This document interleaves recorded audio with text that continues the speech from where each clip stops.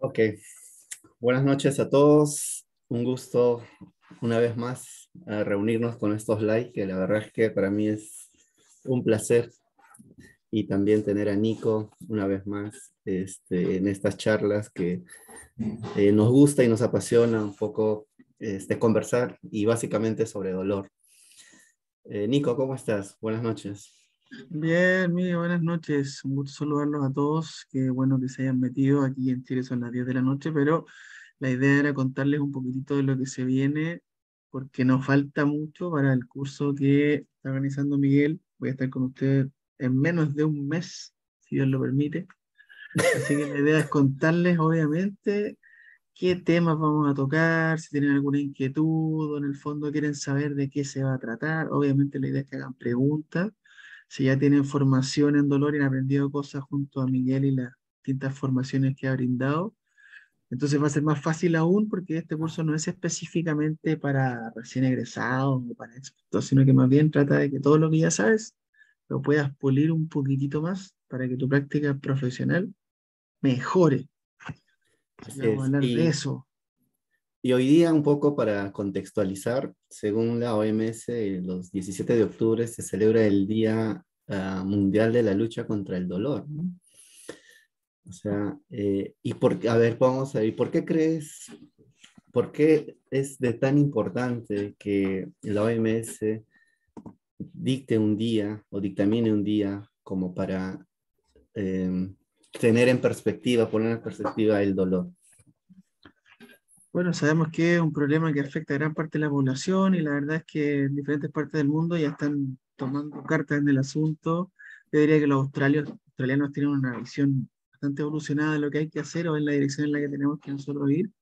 Así que considerando que, bueno, podría pensar en lo que está pasando actualmente en Chile, pero según la Che del último estudio, el porcentaje que estimaron fue de un 30% de la población de dolor persistente y dentro de esas razones por las que la gente tiene dolor están cosas que comúnmente como kinesiólogos y terapeutas físicos tenemos que saber nosotros evaluar y tratar en las personas.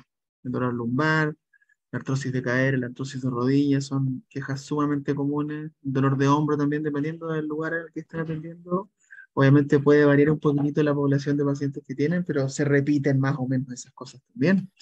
Así que entendiendo que estamos velando porque haya manejo no farmacológico, o al menos que si es farmacológico sea un adjunto de lo que no es farmacológico, tenemos mucho que ofrecer. Deberíamos estar obviamente hablando el mismo idioma para reducir la variabilidad de los cuidados que recibe la gente y en eso tenemos que trabajar un montón. Exactamente, ¿no? Igual, bueno, acá no tenemos un estudio epidemiológico como tal, pero yo que pude haber revisado, más o menos se toma lo que dice la Sociedad Latinoamericana para el Estudio del Dolor, que dice que en América Latina es probable que el 35% de la población vive con dolor crónico.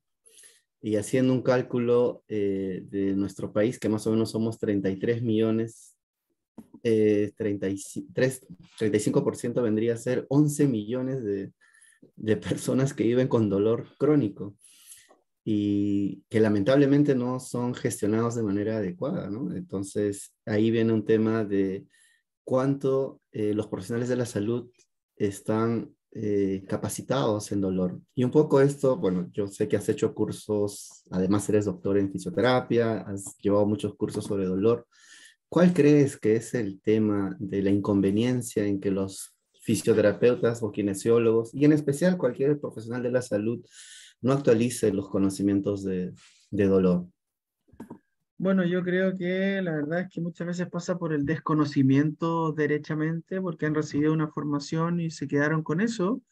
Y bueno, no todos los terapeutas tienen la inquietud o las ganas de actualizarse constantemente. Deberíamos aprender más de eso en el pregrado, que nos traten de meter la semilla desde que somos más chicos para poder entender que ser profesional de la salud es adquirir un compromiso. Tenemos que ser responsables con la gente. Las cosas que usábamos hace unos años ya no se están usando. Sin embargo, yo ves que visito Lima, me doy cuenta de que todavía la realidad está lejos de lo que determina la evidencia científica. Aquí en Chile pasa parecido, solo que, bueno, uno a veces trata de esparcir el mensaje y de a poquitito se ven algunos cambios, pero todavía no es masivo.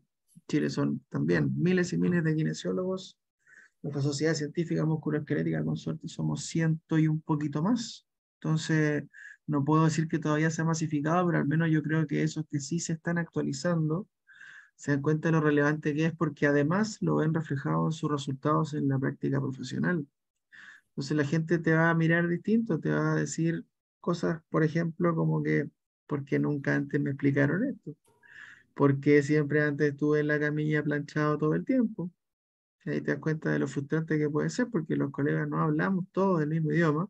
Eso me refería con la variabilidad, probablemente dentro de los que están aquí, inclusive de los, no sé, 20, 36 personas que son actualmente, imagínense, los 35 más nosotros dos, Miguel, probablemente si un paciente fuera a ver a cada uno de ellos, saldrían algunas diferencias. Lo que queremos es unificar criterios, no tener más No diferencias hacerlo aún. más confuso, ¿no? Porque justamente para una situación común que es el dolor, hay explicaciones variadas dependiendo de cuál es la preferencia del clínico, ¿no? O sea, si tiene algún tipo de formación, le va a dar una explicación de la fascia; si tiene un tipo de formación en terapia manual, le dirá que es una restricción de movimiento, o sea, va a haber diferentes explicaciones para una sola condición, y si acude a un médico, probablemente la resonancia sea el mayor indicativo de dolor; se va a un reumatólogo, un análisis de laboratorio,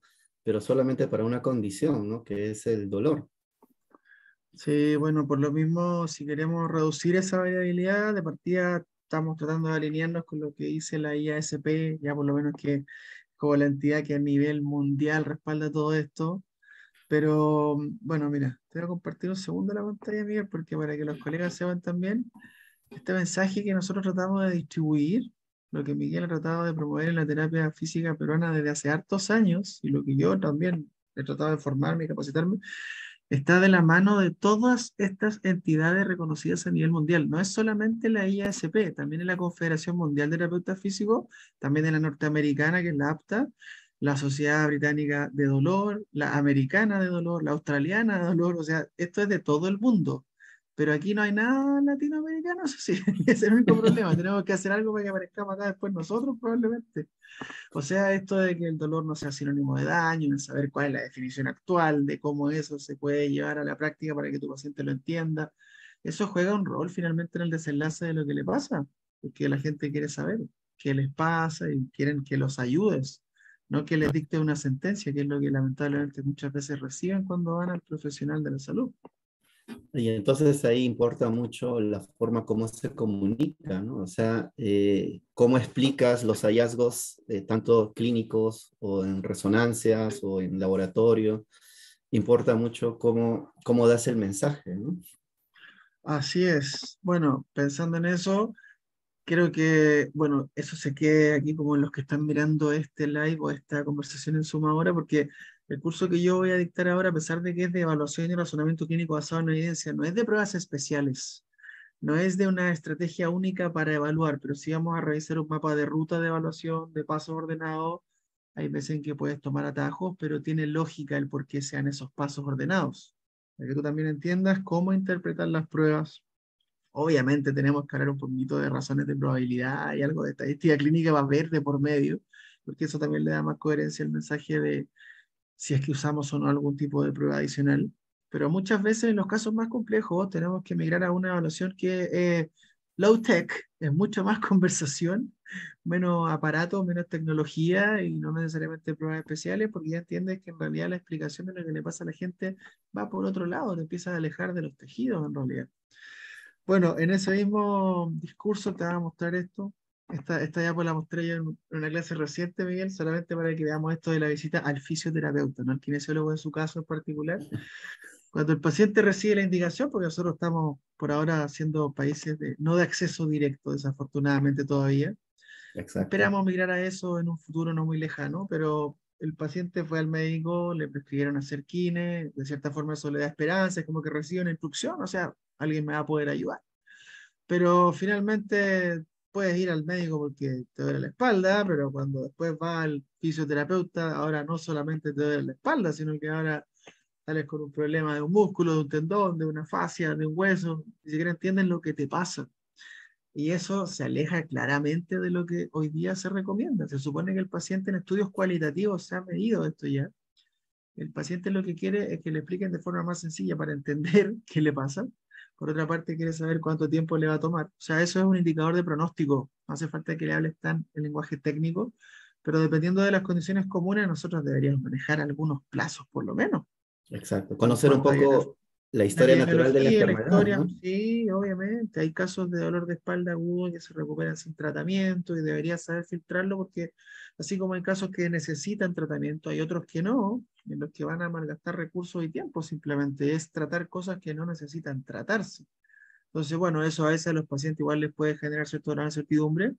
En esos escenarios en los que el paciente parece tener luz verde en todo aspecto, igual es importante entender que se requiere muchas veces de un control para chequear la evolución. No es decirle no necesita nada y punto. Igual es bueno chequear la evolución a ver si ha progresado de la manera esperada. Y así vamos haciendo el filtro si el paciente nos necesita o no, pero de todas maneras, si el paciente está saliendo con esta expresión facial y llegó contento y feliz, algo estamos haciendo mal entonces. Claro. El Sea, mensaje que son, estamos brindando puede ser mucho más nocivo que cualquier intervención, ¿no? lamentablemente así es. Por eso como que uno le empieza a agarrar respeto cuando va al médico o si quiere ir al kinesiólogo o no, porque lo piensa dos veces después. Hay mucha gente que termina yendo al fisioterapeuta y de hecho se salta el conducto regular. Aquí en Chile se puede hacer eso mediante algunos pasos secretos por ahí. Hay una página donde la gente Igual, puede igual que comprar una acá, igual orden que médica Perú. ahora. Ah, bueno, ahora pueden comprar la orden médica y la gente que compra la orden médica, bueno, es porque te lo han referido, te han recomendado, puede ser esa la primera opción, pero también muchas veces es porque sus experiencias con el sistema de salud han sido muy negativas. Entonces en el pasado han ido al doctor, les ha ordenado una imagen, han vuelto al doctor, les ha mirado la imagen, los ha mandado a Kine y el Kine le ha resuelto el problema. Entonces ahora ellos quieren tomar un atajo y se dan cuenta que pueden economizar un montón de tiempo y de plata también. Pues, y en esta forma que hablaste acerca de profesionales de primera consulta o acceso directo, ¿tú crees que los kines y los fisioterapeutas estamos preparados para eso? Porque un poco en el curso vas a hablar acerca de identificación de banderas y todo esto. ¿Tú crees que tenemos el conocimiento básico sobre eso? Porque en pregrado no sé si nos han enseñado esto, ¿no?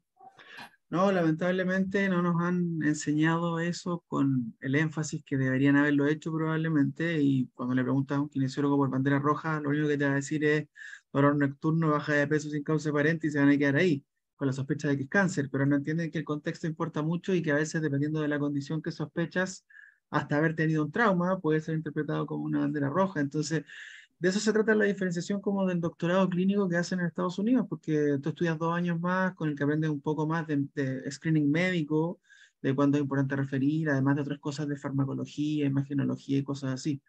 Pero yo creo que deberíamos estar preparados, sí, de que lo estemos, no. Yo estoy haciendo clases en postítulo hace mucho tiempo y cuando le pregunto a los colegas, ahora que las clases a veces son online, hago una pregunta y el silencio es abrumador. Y Claro. no estoy preguntando algo muy difícil de responder, pero les digo, bueno, piensen ahora así como intuitivamente por lo menos, ¿en qué escenario sería importante una imagen? Porque les cuesta descifrarlo porque el paciente ya siempre viene con una imagen.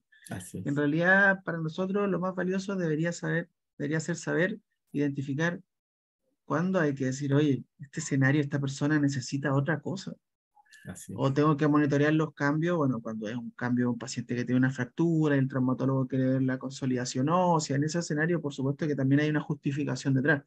Pero a veces cuando están acostumbrados a tratar, después empiezan a cometer errores o tipo pseudo cognitivos, porque hacen todo el tiempo lo mismo y se vuelven automatizados sus procesos y nunca se cuestionan cosas. O sea, no entiendo otro fundamento, no encuentro otra explicación, porque yo recibo y recibo pacientes que me siguen contando la misma historia.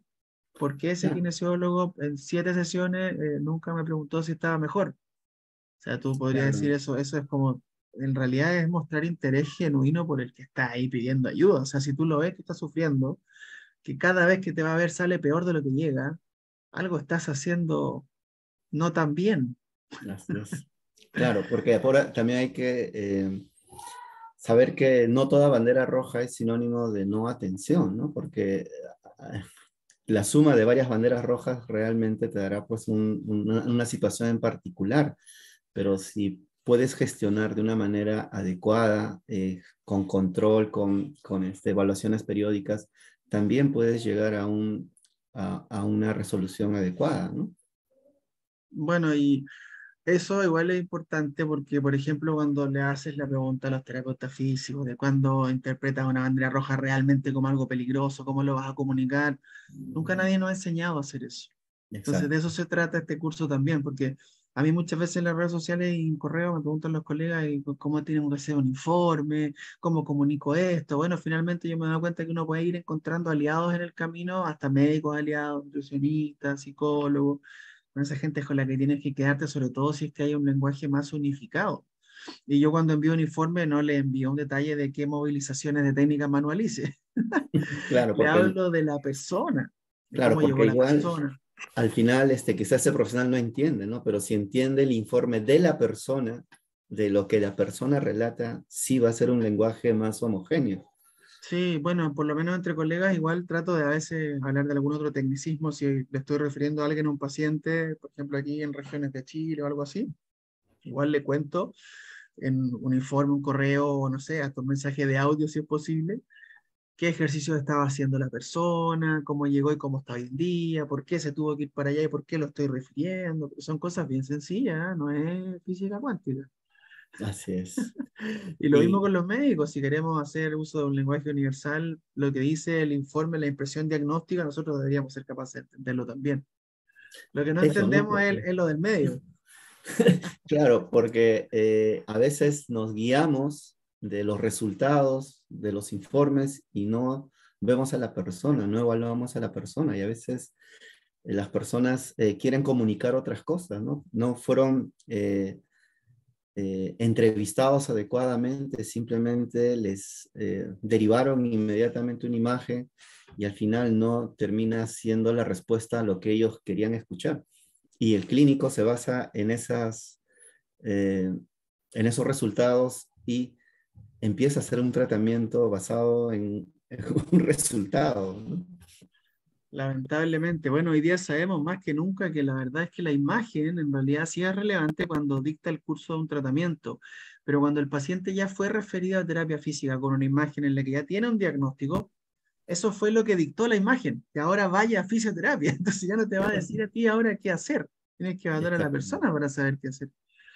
Pero bueno, sin ir exacto. más lejos, pensando como en los escenarios puntuales de banderas rojas, la idea es que, bueno, el curso lo estoy construyendo desde ya, actualizando cosas para que sea más tirado a los aspectos prácticos clínicos y obviamente con ventanas teóricas, pero probablemente igual sería bueno enviar a ti, Miguel, alguna lectura previa, quizá alguna cápsula informativa, algunos videos para que la audiencia visualice antes de que yo vaya, así todo, entre comillas, nivelamos la cancha, empezamos a hablar de un idioma un poquitito más similar, primero que todo, porque si no va a parecer que estoy sobrecomplejizando cosas y la verdad es que el curso se trata de simplificar, ordenar Así es. pasos de evaluación, saber cómo interpretar los hallazgos, entendiendo que hay mucha incertidumbre en nuestros hallazgos de examinación. No hay una prueba que te diga muchas veces blanco-negro.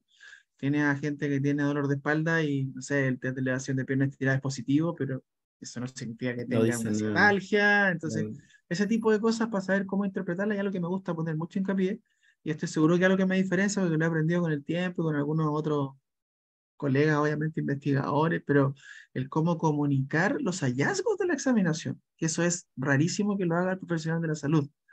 O el paciente se siente como una rata de laboratorio acostada en la camilla y el clínico le va diciendo lo que tiene que hacer, el paciente lo hace, pero eso queda ahí. No hay un nexo, no hay una mirada a los ojos, no le dices para qué es la prueba que estás haciendo. Y repito, eso es lenguaje muy sencillo. Está demostrado que la evaluación puede ser tratamiento. Y Así es. cuando eso lo demostró Adrian Lowe, hace un par de años atrás, en el ensayo que hicieron, cuando lo demostraron, no había ni una intervención, así como del punto de vista de la comunicación efectiva. Era una evaluación estandarizada, ¿no? Era una encuesta, la escala numérica del dolor, los Westry, las pruebas físicas, y sería todo, y aún así se dan cuenta que podía disminuir la escala numérica del dolor. Entonces imagínate si tú tratas de promover la empatía, te colocas en el lugar del otro de cierta manera y bueno, además le está dando recomendaciones que tienen ciencia y no es solamente tu opinión. Son cosas que a veces igual hay que enfatizar porque no es tu opinión solamente. Cuando eres joven, por ejemplo, si eres más joven que yo inclusive, cuando le hablas de tu opinión a la gente, menos van a confiar en ti. Así es eso, ¿no? Que tenemos que quitar un poco, yo he visto, yo opino, o a mí me funcionó, o esto es lo que yo hago, porque si uno las opiniones o lo que le va a decir al paciente lo respalda en la evidencia científica y le explica al paciente que esto no es una decisión propia, sino que es unas recomendaciones de la mejor evidencia científica, entonces el paciente también se siente respaldado, siente que está teniendo una intervención o está teniendo un mensaje adecuado y va a creer. Porque hay mucho de esto, ¿no? Por decir, nosotros observamos en la televisión, y esto es un poco que afecta el papel de la cultura, que afecta en el dolor, cómo estos videos de analgésicos, por decir, un dolor de rodilla y una persona baja una escalera y empieza el sonido, ¿no? Crack, crack. Entonces la persona se imagina que eso está pasando. O sea, cuánto mensaje negativo hay en esas formas de comunicación.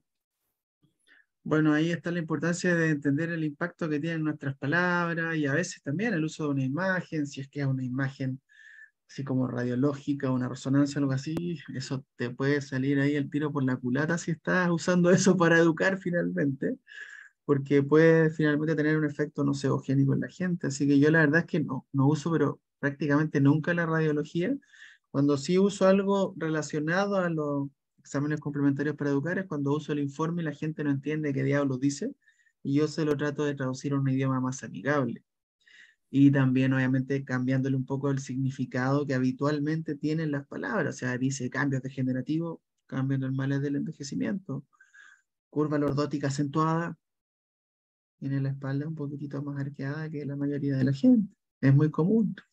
Claro, que es normal, ¿no? Hasta eso puede generar un cambio porque lamentablemente la gente siempre viene influenciada por los aspectos físicos nomás. Los aspectos, digamos que en la escuela no hay group, la escuela australiana diría que son los factores tisulares y se olvidan de los factores no tisulares. Entonces al paciente puede que le duele la espalda y el glúteo y nada más, pero él te dice que le duele porque tiene estenosis.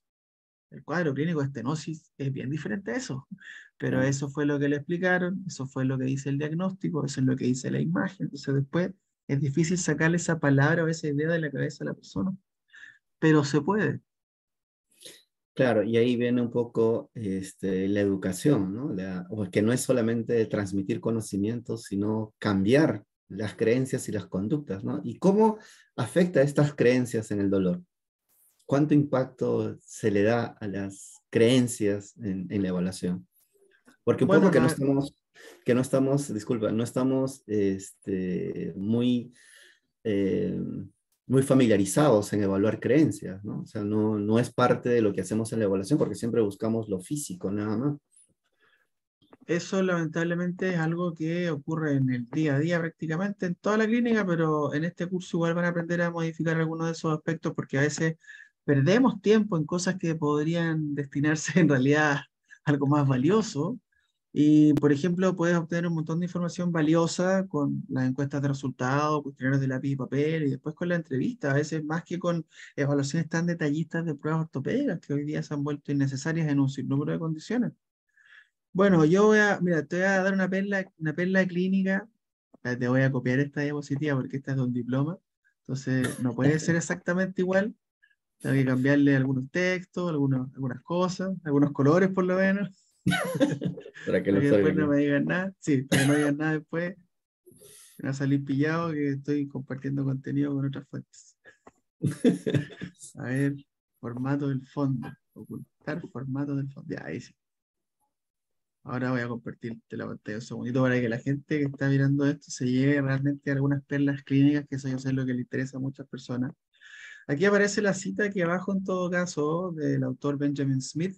Es una primicia esta cuestión, a pesar de que es 2019. Este paper quizás no es tan masivo como algunos otros que muchos habrán leído, pero lo que me gusta de este artículo es que se trata justamente de derrumbar viejos paradigmas y promueve a toda costa el reconceptualizar el dolor. Y estos son puntos de partida interesantes para el clínico, así como objetivos de tratamiento que te podrías tú fijar desde mañana mismo con tus pacientes que primero que todo, más que pensar en la clasificación patoanatómica, el tipo de fractura que tuvo tu paciente, la extensión del daño tisular y todas esas cosas, piensa entonces entender lo que el paciente entiende. Y eso, básicamente, de acuerdo a lo que estaba justamente comentando Miguel, primero que todo es explorar las creencias de la gente. Eso está dentro de la esfera psicológica, no podemos dividir la esfera del modelo biopsicosocial, pero podríamos decir que en la esfera psicológica está la cognición, que es lo que tú crees, lo que piensas, lo que sabes, y también está la emoción. La esfera psicológica en el fondo es el dominio cognitivo afectivo. Aquí estás evaluando el dominio cognitivo inmediatamente.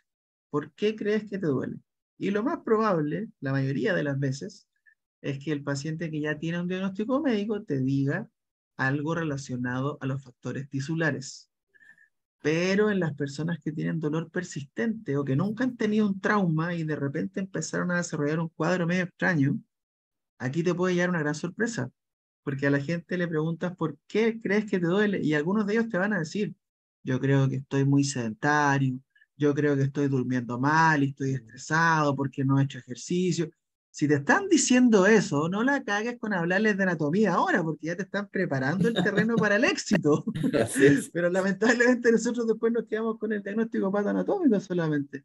Y en esta intención de hablar del dolor como un problema multifactorial, tenemos que tratar de investigar en todos los dominios un poquitito. Entonces, primero que todo, si tu paciente cree que le duele algo estrictamente por un factor tisular, nosotros tenemos que darle a entender de que el dolor siempre es multifactorial, no hay ni una excepción. Yo tengo un muy buen ejemplo en este momento, Miguel ya sabe, porque yo me acabo de enterar hoy día que tengo una fractura en el talo, pero es una cuestión así como que si fuera un hachazo. Acá sí que está así, pero como si fuera una nuez, ¡pa! En la mitad, así una cosa medio extraña. Y hace 2 meses me torcí el tobillo y pensé que era una 15 de inversión y seguí las reglas de Ottawa, porque no podía cargar, entonces al día siguiente cuando me levanto en la mañana y apoyo el pie, ¡ay, que me dolía! Así que bueno, me puse una bota porque tenía mi suegra, me usé un bastón, me fui a trabajar así a duras penas, pero fui. Y ese mismo día me saqué una radiografía porque no podía apoyar mucho que digamos el pie. Y la radiografía no mostró nada, pero sabemos que de todas formas uno busca descartar una fractura metatarsiana, navicular, fíbula, tibia. Lo más evidente se ve en la radiografía, pero el talo como está superpuesto ahí entre medio, puede pasar Chao. ahí de repente colado, como se dice acá. Ya, pues pasaron 2 meses, me fui de vacaciones, he ido como a 6 conciertos en los últimos 2 meses, saltando a duras penas, de repente con un bastón, así cojeando, ya me estaba llamando la atención de que no esté evolucionando de acuerdo a lo esperado. Entonces, eso sería uno de los criterios para considerar una imagen. Han pasado 4 o 6 semanas y tienen un paciente con un esguince de tobillo que no está respondiendo, vale la pena investigar más Algo, porque ¿no? puede dictar el curso del tratamiento. O sea, hay un argumento detrás para saber si vale la pena investigar más o no. Y yo me la saqué hoy día de la resonancia y me preguntaron los tecnólogos, ¿qué le pasó? No, ando cojeando porque cuando cargo me duele el pie. Pasaron 2 meses, me saqué una radiografía aquí mismo y la verdad es que no se vio nada, pero he caminado mucho, he hecho muchas cosas. No es como que vaya a correr ni nada por el estilo, si estoy cojeando para caminar. Pero ahora decidí subirme a la bicicleta hace 2 semanas, me siento hasta mejor. Y ahora mientras converso con ustedes no me duele absolutamente nada. Sin embargo, les muestro la imagen y ahí está el problema. Está bastante evidente. Entonces, a pesar de la extensión del daño, no suele haber una correlación con el dolor. Y eso es aplicable a cualquier tipo de condición, a cualquiera. Entonces, el paciente o las personas, yo les digo más que los pacientes, las personas, cuando se lo explico a la persona que tengo enfrente, le digo, yo quiero que esto lo sepa la sociedad, no solamente usted. Así que hasta le grabo un video con el celular explicándole a las familias si es necesario, porque las cosas no son como solíamos creer que eran. Y ahora pensando en otros objetivos que te podrías tú poner como clínico para que estés actualizando, upgradeando un poco ahí el switch, probablemente esta sea una de las lecturas que voy a recomendar para mi curso. Trata de desafiar, aquí falta una palabra clave, pero este lo traduje textual. La palabra clave que falta acá, yo creo que más aún en Latinoamérica, podría ser respetuosamente. Desafiar respetuosamente las creencias que no ayudan. Porque tú no puedes llevarle la contra al paciente el día uno y decirle, usted no puede dejar de levantar peso, eso le hace mal. Al final va a estar peor porque y el paciente te abre los ojos y no entiende nada. ¿Por qué le estás diciendo eso? En cambio, si empiezas de a poquitito a sembrar la semilla, puede que el fruto después sea más evidente. Entonces, si has detectado creencias maladaptativas, eso no lo vas a modificar o, entre comillas, corregir con un ejercicio solamente. tiene que haber mucha comunicación de por medio. Y ahí vas a poder prescribir ejercicios de forma gradual, incluso de los movimientos que la persona evitó, le han prohibido antes, y todo eso puede generar nuevas asociaciones inhibitorias. Se refiere esto a las redes neuronales, no se refiere solamente a lo que pasa en tu cuerpo de aquí para abajo, no se refiere a los factores periféricos, sino que también a los factores centrales. Y a través de justamente esas cosas que demuestran al paciente que es capaz de hacer cosas, estamos construyendo mayor autoeficacia. Así que imagínense lo sencillo que es este artículo, que en esta parte les dice así como casi que lo que tendrían que decirle al paciente que tiene dolor de rodilla, ha pasado varios meses. Bueno, entrégale palabras que le den seguridad. Esta es la traducción literal. Ah, es que todavía me duele la rodilla, el paciente. Imagínate, tú tienes que decirle algo tan simple como: tu rodilla duele, porque se ha desacondicionado y no está acostumbrada a moverse. Esa es una opción, no es que sea una causa concreta, pero es una de las cosas que puede contribuir. El dolor no es un signo de daño, necesitamos ejercitar para que tu rodilla se vuelva fuerte y acondicionada a lo que le gusta hacer y a lo que necesitas hacer. Y siempre es bueno que la persona igual sepa que si el ejercicio se vuelve muy fácil, hay que ponerlo más desafiante, y si el ejercicio se vuelve muy desafiante o muy doloroso y está incrementando el síntoma, también hay un punto de cambio. O sea, somos totalmente flexibles en ese aspecto y los pacientes eso lo agradecen. Eso no es lo más común. Lo más común es que el terapeuta sea súper rígido, le dice lo que tiene que hacer y le da lo mismo lo que siente la persona. Ni siquiera le pregunta por el dolor, invalida lo que está sintiendo. ¿Te duele? No, aguántate nomás si tienes que hacerlo. Con todo lo que sabemos hoy día, eso llama la atención. Pero, ya saben, Benjamin Smith, esto es Musculoskeletal Pain and Exercise de la British Journal of Sports Medicine. Así que la BJSM, una revista bastante prestigiosa. Creo que podría después compartirlo en redes sociales, probablemente. ¿Ya? Hice una primicia nomás porque no tenía pensado mostrarles contenidos de cosas hoy día en realidad. Así es, era un conversatorio, básicamente. Pero Así bueno, es. esto es lo que importa, ¿no? Es lo que los factores contextuales, entender a la persona, las creencias, algunos aspectos emocionales, si contribuyen al dolor. Entonces, importa ver en lo posible todas las esferas que estén relacionadas a la experiencia del dolor, ¿no? O al sufrimiento, básicamente, porque las personas vienen porque están sufriendo, ¿no? Y eso les impide hacer cosas de la vida diaria.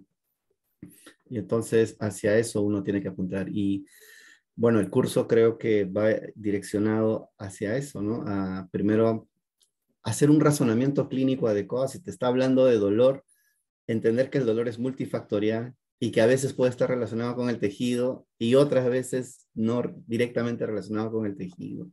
Entonces, entender lo que dice la persona, ¿no? Escuchar lo que dice la persona, lo que te está comentando, porque quiere una respuesta hacia eso. Y también va a ir orientado a si utilizas un test, cómo interpretarlo, si utilizas una imagen, cómo interpretar, y también la evaluación física misma, ¿no? Porque pensamos que hacemos una evaluación física muy buena, pero lamentablemente no parece ser relacionado a lo que las personas están pidiendo, ¿no? Bueno, lamentablemente, no sé si todos hacemos las pruebas de la misma manera, incluso en ese aspecto hay cosas que podemos pulir obviamente en la práctica. Hay algunas pruebas en terapia física que tienen un poco de arte y ciencia, no es solamente ciencia, ¿eh? El tipo de tomada, cómo se posiciona el terapeuta, son tecnicismos que igual es interesante escuchar o ver de otra persona, si es que ya lo han aprendido antes, se pueden contrastar opiniones de por qué se hace de esta o de otra manera. Eso enriquece siempre el contenido de un curso, pero yo creo que lo más valioso es que vamos a usar casos clínicos de los escenarios más comunes de la práctica profesional. O sea, este no es un curso de hombro, no es un curso de espalda, pero sí vamos a hablar de casos clínicos de dolor asociado al manguito rotador, de dolor asociado al hombro congelado, de dolor asociado a la espalda baja de manera en específica, pero también al dolor radicular, que es bastante característico de la gente que tiene el diagnóstico de ciático o ciatalgia. Y obviamente vamos a entregar también estrategias de intervención, si usted no se queda solamente en evaluar, la idea es que la evaluación dicte el mejor tratamiento. Así que yo les podría decir que desde que he leído a James Syriax, a pesar de que hay cosas que claramente ya han pasado de moda, James Syriax inclusive promovía el pensamiento de que evaluar puede tomarte toda una vida, o aprender a evaluar te puede tomar toda la vida, porque vas a aprender más y más cosas y los patrones de reconocimiento en tu cabeza se van consolidando con el tiempo. Siempre estamos propensos a emitir un juicio. Tenemos que estar conscientes de la responsabilidad que eso implica. Pero a tratar puedes aprender a veces en un día. Te va a enseñar a alguien a hacer una técnica manual y vas a tener que repetirla, pero ya sabes de qué se trata. Te va a enseñar a alguien a usar un agente físico y nunca más se te va a olvidar, al punto de que quizás te gusta demasiado eso. A veces pasa. Así es, así es. O si te enseñan a hacer un masaje o te enseñan a hacer no sé, una prescripción de ejercicio, son cosas que puedes implementar inmediatamente, pero enseñar a pensar es extremadamente desafiante. Así que de razonamiento clínico puro y duro, igual voy a meter un par de contenidos porque ahora estuve con Mark Jones en Estados Unidos en un curso hace no mucho tiempo en agosto y hubo un par de cosas que dijo que realmente me hicieron pensar distinto. Así que la gracia de eso es que lo puedes implementar en la práctica inmediatamente y yo sé que muchos de ustedes trabajan con más de una persona a la vez. Yo trabajé 11 años con más de una persona a la vez, 3 personas a la vez, a veces 5. Tenía 2 practicantes de terapia física casi todo el tiempo, me ayudaban muchísimo. Sabía cómo delegarle responsabilidad y cómo gestionar los tiempos, que eso tampoco es tan fácil. Pero ahora estoy en un escenario que digo yo que es ideal porque estoy prácticamente todo el tiempo uno a uno y yo sé que eso no es la realidad de todos los terapeutas físicos. Entonces, obviamente no les puedo decir que, sí, bueno, la escucha activa, conversar 1 hora con el paciente. No siempre eso se puede hacer. Pero yo creo que lo que se van a hallar del curso incluso va a ser aplicable hasta telemedicina. Así que espero que con más de algunos nos veamos por ahí en vivo. Bueno, de los que están acá, tienes algunos que están inscritos ya, Miguel, supongo, ¿no es cierto? Sí, sí, hay varios. Bueno, también ya hay pocos cupos, ¿no? O sea, y falta casi un mes, ¿no? Este, lo que pasa es que, como al inicio hablabas, nosotros tenemos ya casi 8 años haciendo esto, ¿no? Tratando de que el conocimiento actualizado llegue a la gran mayoría, ¿no? Hemos hecho muchas veces estos conversatorios con diferentes compañeros y creo que eso va calando un poquito, ¿no? Va tomando un poco de sentido porque se dan cuenta que probablemente las universidades no van en consonancia con lo que eh, la evidencia científica dice, ¿no? Se enseñan cosas de hace más de 40, 50 años y estos conocimientos también son algunos que tienen un poco de tiempo, pero no han llegado, no llegan a las universidades. Entonces, yo creo que actualizarse ayuda mucho en el sentido de que tenemos una gran población que vive con dolor crónico. Y los fisioterapeutas quizás tengamos las mejores competencias para eso, ¿no? Para gestionar adecuadamente, pero hay que formarse en dolor, hay que ser expertos en dolor porque de otra forma no se entiende a las personas. Y por ahí si no entiendo el curso natural de la enfermedad o si no evalúo factores de pronósticos que no van a ayudar y pienso que lo que estoy haciendo está mal, no es quizás por lo que estaba haciendo, sino porque no evalué adecuadamente. Sí, bueno, yo por eso mismo cuando me refieren gente, los colegas de todas partes de Chile, a veces hay casos de personas que tienen más complejidad, pero porque simplemente en el diagrama del dolor les duele más de una parte del cuerpo, o porque derechamente les dijeron, sabes que, pucha, he tenido tratamiento hartas veces y ya eres el quinto kinesiólogo que voy a ver, y el colega da un paso atrás inmediatamente, o sea, sin siquiera escuchar la historia ya se está arrancando de ese escenario. Y hay veces en que no necesariamente es tan difícil, porque que tengan dolor crónico no significa que sea para siempre y tampoco significa que tengan sensibilización central. Son cosas Exacto, ¿no? diferentes, así que para eso tenemos que hacer las evaluaciones pertinentes, pero yo creo que la meta es devolverle la confianza a la gente, finalmente, más que desaparezca el dolor completamente, porque eso es algo muy difícil de cumplir si es que lo estás prometiendo, no siempre te va a ir muy bien. Así es, y hay que ser muy cuidadoso con lo que ofrecemos, ¿no? ¿Qué expectativas le damos a las personas? ¿Hasta qué punto podemos cambiar? Y otro tema es cómo involucramos a la persona a que sea responsable de su recuperación también, ¿no? Porque si no tenemos estrategias de comunicación o no evaluamos otros factores, difícilmente vamos a comprometer a la persona a darle una razón para su recuperación, ¿no? Aunque ellos deberían tenerlo, pero a veces no lo tienen.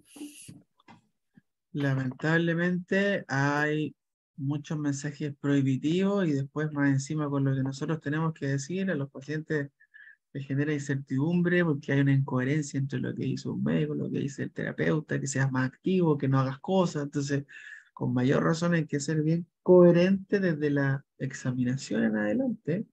Y por otra parte, para convencer a la gente, no basta con saber de ejercicio. Así como dice Miguel, en realidad hay que saber mucho de comunicación. Hay gente a la que derechamente no le gusta hacer ejercicio y no va a hacer ejercicio, así que esos son los más difíciles de convencer, pero hay otras maneras también de intervenir. Así es. No siempre va a ser ejercicio, y el ejercicio no es para todos también, ¿no? O sea, hay que saber qué persona, en qué condiciones y cuándo podría hacer ejercicio. A veces pensamos que el ejercicio es la bala mágica para todo, pero no es tanto por ahí. Entonces, evaluar estos factores, entender un poco más la evaluación y hacer un razonamiento clínico de acuerdo a las necesidades de la persona, ¿no? O sea, que la persona se sienta satisfecho de que le han escuchado y le han dado algún tipo de respuesta a lo que ellos tenían, a las interrogantes que ellos tenían. Muy Bueno, por bien. eso creo que una de las cosas más enriquecedoras cuando hablamos de casos clínicos, por una parte van a haber viñetas de casos clínicos que la audiencia tiene que aprender a desarrollar, pero por otra parte yo les voy a contar de casos clínicos de pacientes que yo he visto o estoy viendo.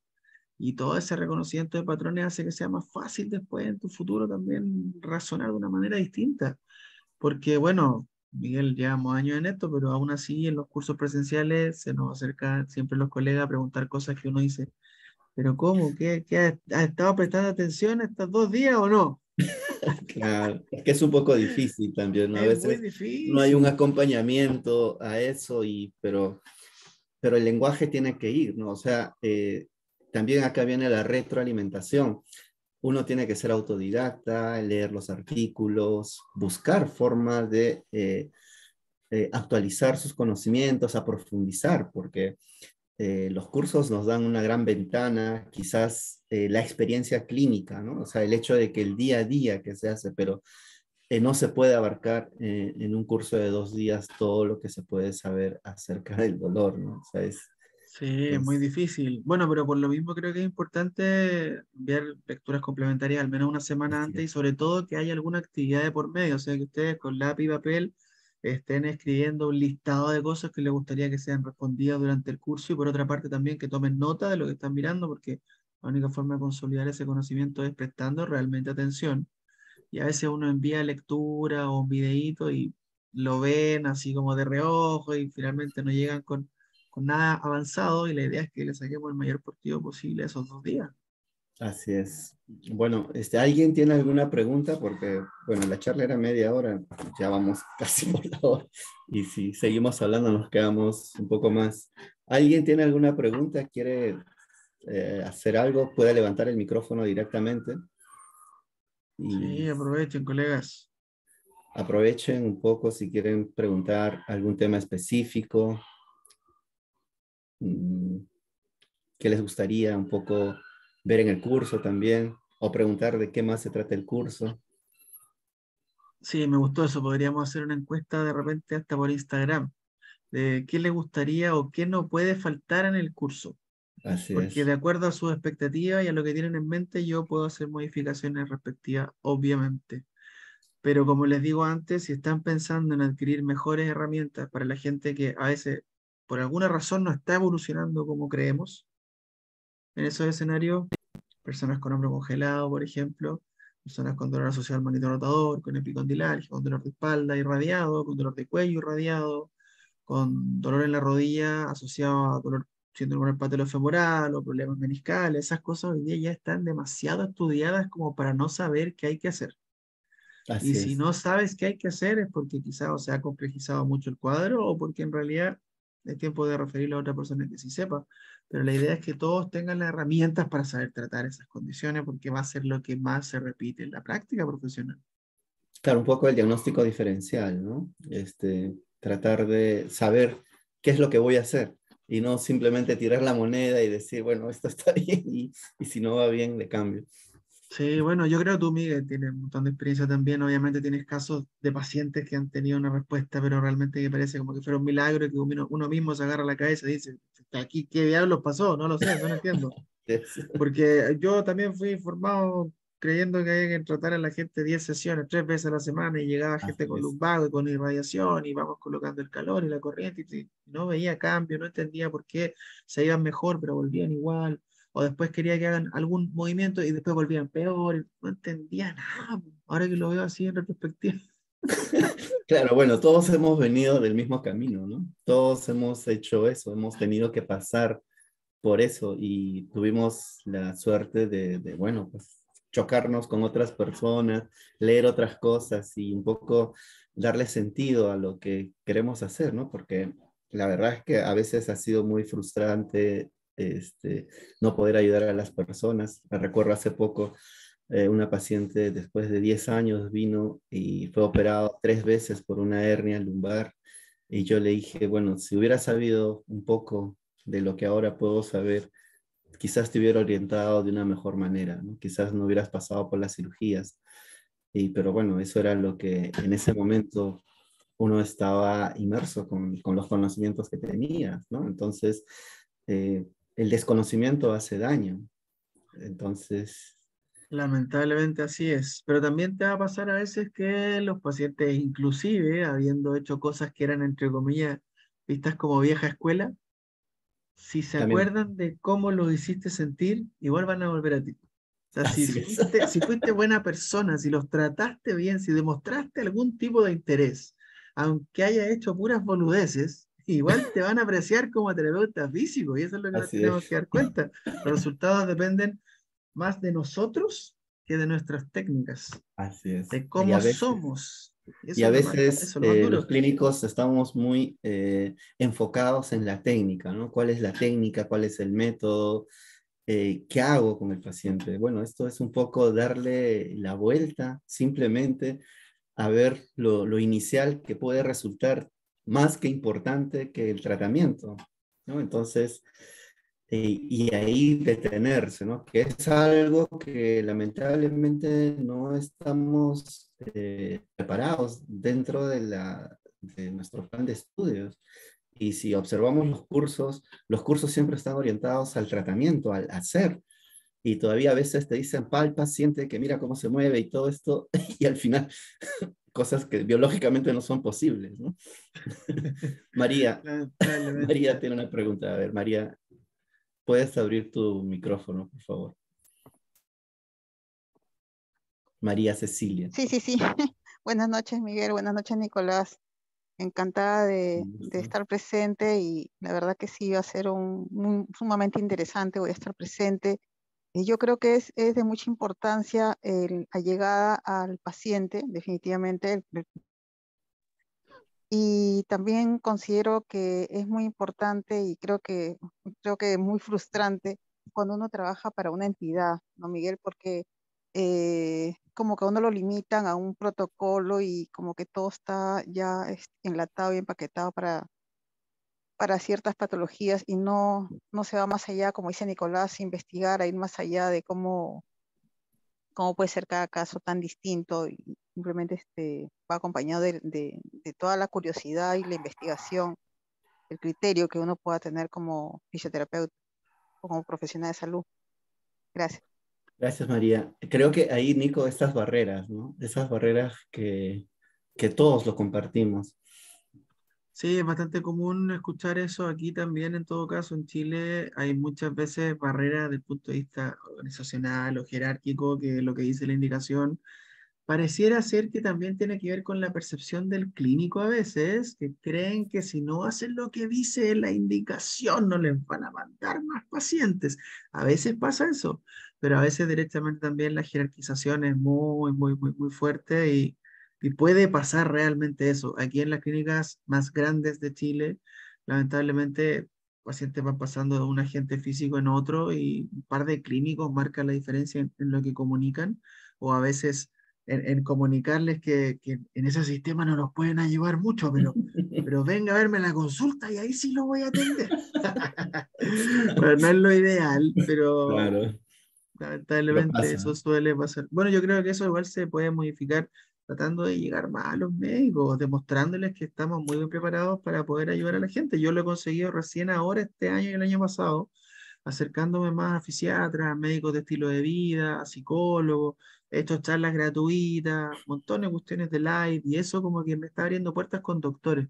Y eso era bien insólito antes, la verdad es que antes me rodeaba de solamente traumatólogos y era todo estructural, enviaba un correo y no obtenía respuesta, quería conversar con el médico y el médico no entendía nada de por qué le duele a la gente.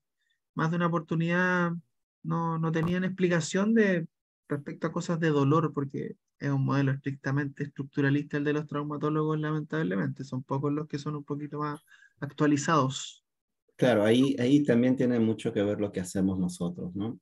O sea, demostrar también que estás capacitado, ¿no? Porque si no demuestras conocimientos sólidos, también la confianza se pierde, ¿no? Yo trabajo en un hospital público, he podido un poco lograr eso, trabajo muy independiente, a pesar de que siempre hay cositas por ahí que impide, pero todavía me pongo reacio a aceptar muchas cosas, pero ahí vamos, ¿no? Entonces, pero si la mayoría de los fisioterapeutas habla el mismo idioma, eso sería mucho más fácil. Pero si la mayoría de fisioterapeutas habla otro idioma, complica más la situación.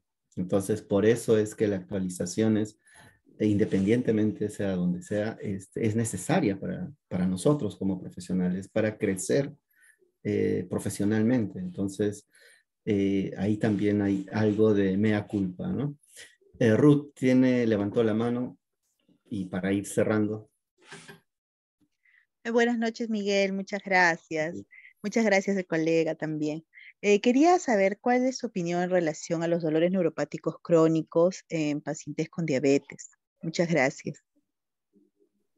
Muy buena pregunta. Nosotros hace no mucho tiempo creíamos que para todos los tipos de dolor neuropático había que hacer neurodinámica y que con eso éramos los sanadores máximos. Hoy día sabemos que no es tan así, lamentablemente, y la verdad es que la evidencia científica se ha inclinando por el ejercicio aeróbico, por el control de las comorbilidades y a veces inclusive el apoyo farmacológico, dependiendo de las características clínicas, porque no toda la gente con polineuropatía diabética tiene los mismos síntomas. Si el paciente cursa con hiperexcitabilidad, si tiene alodina, hiperalgesia primaria y secundaria, signos inflamatorios evidentes, cosas así, puede que el tratamiento farmacológico sea un adjunto importante. Pero en una persona con diabetes, en realidad, más que tratar la polineuropatía, tienes que preocuparte de controlar la diabetes y cambiar el estilo de vida o influenciar de alguna forma los hábitos de esa persona. Realmente eso se vuelve más importante. Así que desde el punto de vista de explicar, yo creo que el hincapié está en que le podamos explicar en términos bien sencillos de qué se trata el dolor neuropático, porque es un dolor diferente a los dolores nociceptivos, que tampoco yo hablo de lenguaje técnico, pero sí se los dibujo, les coloco como un paréntesis para que sepan que hay tipos de dolor en los que los factores tisulares juegan un rol y hay otros en los que hay factores no tisulares. Ese puede ser un lenguaje fácil de entender y lo otro puede ser literalmente dibujar un monito con palitos y explicarles que hay algunos dolores que tienen predominio central y otros predominio periférico. Entonces, en este escenario de la diabetes sabemos que tiene mucho que ver con la circulación sanguínea, con la deficiencia de los nervios en el tiempo, y eso no va a cambiar con una técnica manual probablemente, pero sí van a haber formas de modulación sintomática que también pueden ser adjuntas. Así que yo diría que la neurodinámica no es para todos, en esos Así es. casos sobre todo, porque por ejemplo en el dolor de cuello irradiado al brazo es un muy buen adjunto. Hay un par de ensayos clínicos que lo respaldan. En el dolor de espalda baja irradiado a la pierna, también. Pero en los otros tipos de cuadros dolorosos no tenemos la certeza absoluta. Así que quédese sintonizada para más información en el curso en vivo, porque yo Claro, creo que bueno, voy a tocar del síndrome del túnel carpiano. el curso tiene esa característica, ¿no? El curso se va a hablar acerca de qué predominio presenta el paciente o la persona y qué estrategia podría ser mejor en base a la evidencia científica para esa persona. Entonces, el curso es básicamente razonamiento de evaluación, pero hay un componente muy profundo de lo que es dolor. O sea, básicamente todo es dolor. Entonces, Absolutamente todo, porque todo, voy a dolor. construir los casos siempre pensando en eso de los predominios neurofisiológicos. Es una recomendación de experto, no es una cuestión de gold estándar hoy en día, pero está respaldado por todas esas entidades que les mostré anteriormente que esa es una de las cosas que tenemos que hacer. Y no solamente nosotros, ojo ahí, los Claro, psicólogos, los médicos, los los médicos. fisiatras deberían saber filtrar ese tipo de características porque a la gente no la puedes tratar igual, independiente de que sea un mismo diagnóstico médico. Entonces yo te podría poner el caso de un escenario de un paciente que su diagnóstico dice tendinitis de codo, codo tenista. Sabemos que no necesariamente hay un componente inflamatorio, pero ese es el lenguaje todavía que utilizan los médicos, desafortunadamente. Y hay escenarios de pacientes con tendinopatía lateral que tienen dolor al agarre y nada más. Hay otros que tienen dolor al agarre y cuando extienden el codo, ahí es cuando se manifiesta más. Hay otros que tienen dolor bastante localizado, sí, eso sería como, esto predomina algo nociceptivo, algo está pasando en la periferia. Pero hay otros que cuando ha pasado tiempo, cuando tienen comorbilidades, cuando no ha habido una respuesta positiva a lo que les indicaron en la primera oportunidad, empiezan a aparecer las preocupaciones, la evitación. El paciente nos va a ver y ahora a veces presenta hiperalgesia secundaria, el dolor ya no es a punta de dedo, ahora es todo el antebrazo. Tú quieres descartar el cuello y te das cuenta que cuando mueves el cuello parece que igual hay una diferencia en el brazo, puede haber otro predominio ahí. Entonces a eso me refiero con que dependiendo de esas características vas a saber qué hacer para tratar, no antes, porque el Así es. diagnóstico puede seguir diciendo epicondilalgia. A mí me han llegado muchos pacientes con indicaciones quirúrgicas incluso. Yo digo, bueno, ojalá que sea entonces un paciente con predominio neuropático y con signos de deficiencia neurológica progresiva. Y le Así pido es. que se muevan y se pueden mover.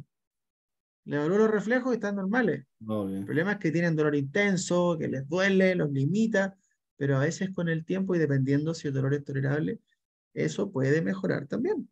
Así Y es. ahora me pasó la semana pasada con una paciente que es psicóloga, de hecho, me la recomendó a través de Avner, el kinelector del sur. Ella no sé cómo llegó al perfil de mi colega de Puerto Montt, que es una ciudad a 1000 kilómetros de Santiago. Y él le dijo, tienes que ir donde este kinesiólogo porque hablamos el mismo idioma. Entonces, excelente, por ahí va la cosa. Cuando la examiné, me contó lo que tenía en mi preconsulta, me dice, tengo bursitis y dolor asociado al manguito rotador, y tengo epicondilitis, y creo que tengo síndrome de túnel carpiano. Si yo no sé ni siquiera lo que son los sesgos cognitivos, me quedo con eso. Pero yo le dije, primero que todo, es llamativo que esté la extremidad superior completa involucrada. Por lo tanto, lo primero que vamos a hacer es diferenciar la columna cervical. A ver, venga para acá. Apenas le moví el cuello en cualquier dirección, le dolía el brazo. Y el médico no le evaluó el cuello, no le tocó el cuello. Y le hice las pruebas después para demostrarle lo de la mano. Tenía un envejecimiento que era constante. Me decía que era peor cuando el brazo colgaba. Pero eso no es una característica del síndrome de túnel carpiano, es una característica de plexo o de raíz nerviosa. Nervioso, claro. Entonces le empecé a hacer algunas otras pruebas y finalmente entendió que parece que no iba por ahí la cosa, ¿eh? Porque rango normal de hombro, rotación externa sin dolor, mano en la espalda, mano en la nuca. No, no, esto no es el hombro. Así que finalmente hasta como que lamentablemente tienes que empezar a diferenciar cosas y ojalá complementar el diagnóstico médico, no refutarlo, pero hay otros escenarios en los que igual pasa eso, lamentablemente. Si eres claro, Así, lo puedes comunicar igual. así es. Bueno, es un poco de lo que vamos a hablar en el curso. Bueno, un poco no. Creo que hay mucha información para el curso. Son 2 días. Voy a Y además, es un curso complementario porque Nico habla sobre razonamiento de evaluación basada en la evidencia y donde va a haber muchos conceptos de dolor y estrategias de educación.